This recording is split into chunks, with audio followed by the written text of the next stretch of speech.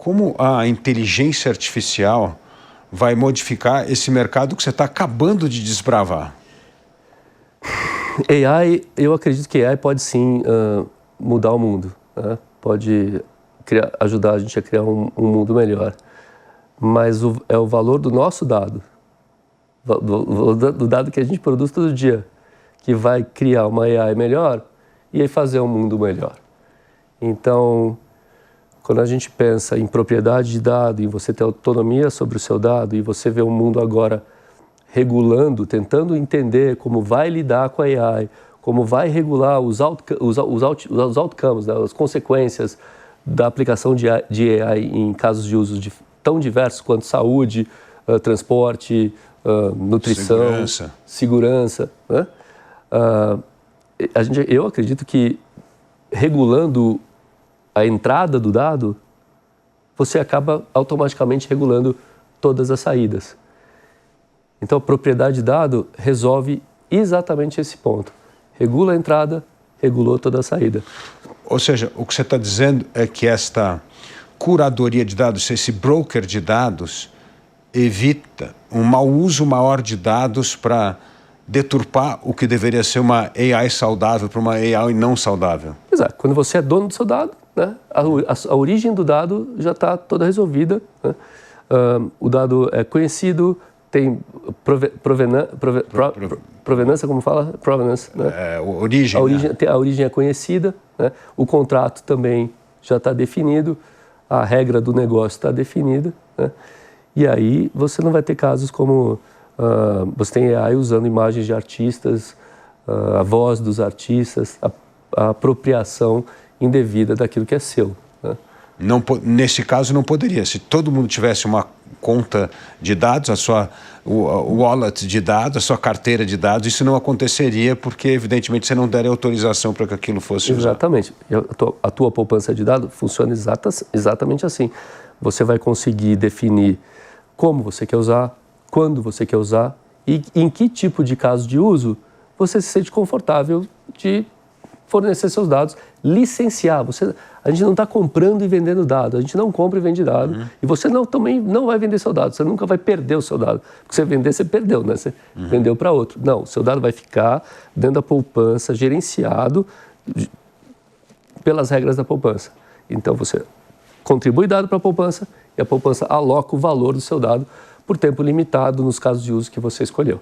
Bom, você acabou de lançar a carteira de dados. Você escolheu o Brasil e os Estados Unidos como dois países para começar esse novo... Brasil porque é o maior em adoção de tecnologia do mundo, o segundo colocado em tudo, né? Então, naturalmente,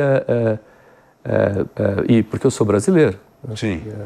Eu acho que é uma coisa que o Brasil permite que o Brasil se posicione no jogo de uma forma completamente diferente. E nos Estados Unidos também, foram dois lugares. A gente lançou primeiro nos Estados Unidos em julho, né? E lançamos agora em outubro aqui. Testamos lá, afinamos o produto e aqui a gente lançou com um tamanho bem maior do que a gente lançou nos Estados Unidos. E como é que está sendo a receptividade nesse início de uma coisa tão nova? É uma experiência fantástica, porque a gente colocou alguma coisa no mundo que não existia, né? Sim. A gente colocou uma coisa nova no mundo. E as pessoas, especialmente Gen Z, né? Os que eu assisti fazendo e os que mandaram e-mails e falaram com a gente, as pessoas falam assim, mas como ninguém nunca pensou uma coisa dessa? Mas isso é óbvio. É esse o feedback que a gente está tendo. Ninguém nunca pensou isso, como ninguém nunca pensou isso? Né? E, André, mas uma coisa importante nesse mundo de tecnologia, você faz uma coisa dessa que tem grande êxito, evidentemente você vai ser alvo para ser comprado por alguém. E aí uma coisa é confiar na Drumwave, mas eu não sei se a Drumwave de baixo, sei lá, de que grande organização, vai ter esse mesmo cuidado ou não.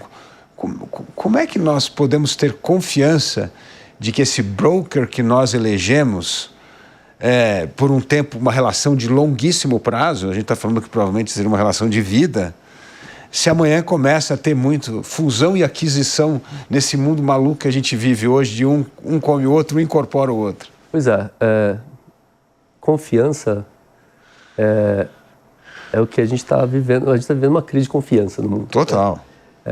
E e esse é um dos maiores desafios que a gente tem.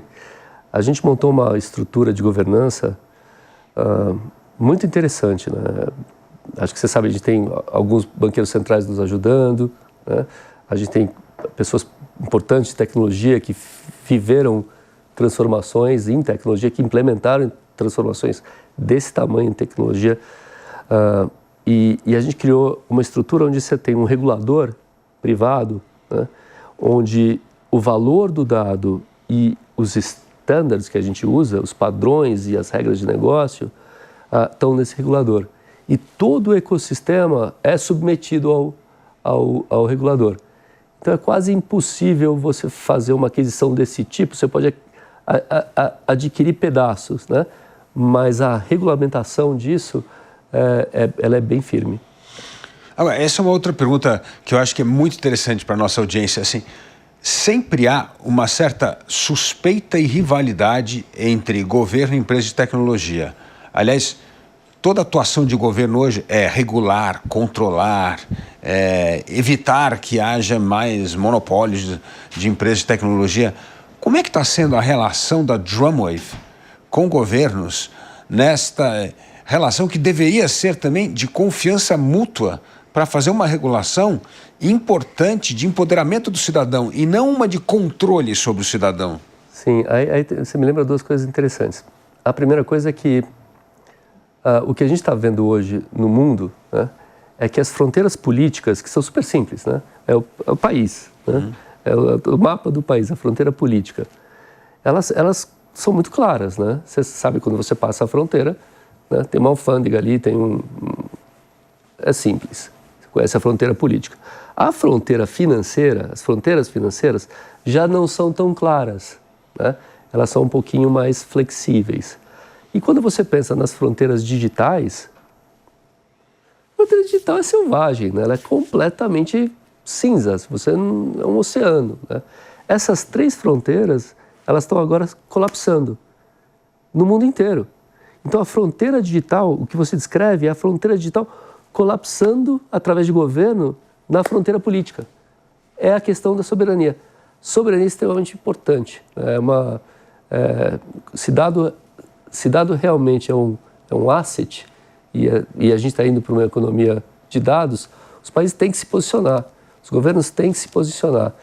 Mas como a gente tem visto isso sempre sobre uma lente do passado, a gente vai pensar, puxa, controle, né? China, né? Ou agora até o próprio Estados Unidos, né? Muito mais virado para controle, né?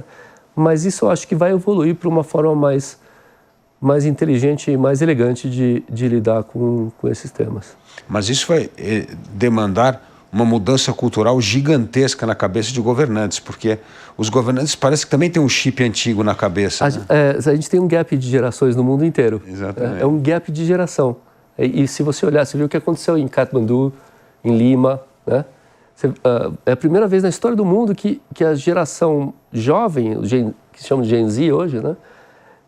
Eles não acreditam que o futuro vai ser pior do que o presente.